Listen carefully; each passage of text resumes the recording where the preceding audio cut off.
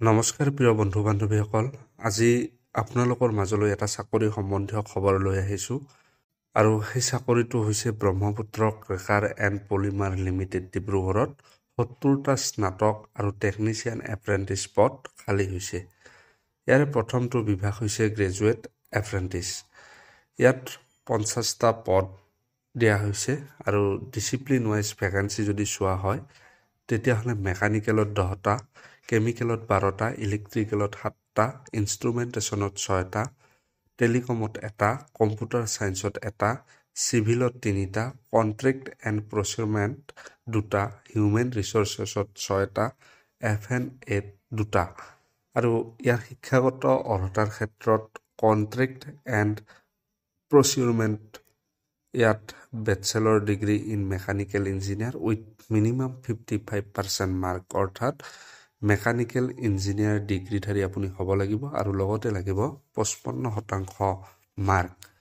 HR-ৰ ক্ষেত্ৰত ইয়াত আপুনি গ্ৰেজুৱেট হ'ব লাগিব আৰু লগতে আপোনাক 55% মাৰ্ক থাকিব লাগিব।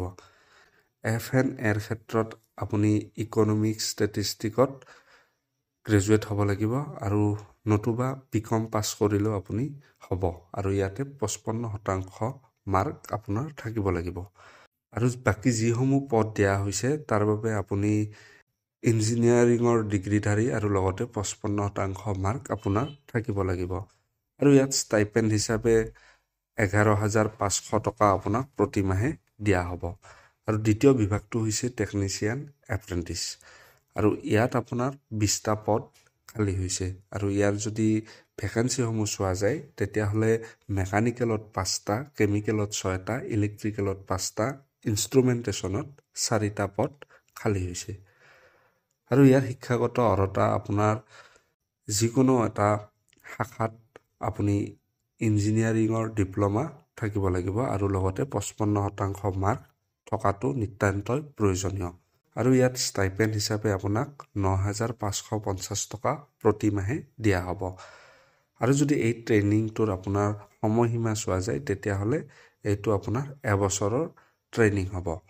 আৰু বয়সৰ ক্ষেত্ৰত যদি চোৱা হয় তেতিয়াহ'লে বয়স আপোনাৰ 28 বছৰৰ তলত হ'ব নোৱাৰিব আৰু বয়সটো আপোনাৰ 31/1/2024 পৰা হ'ব লাগিব।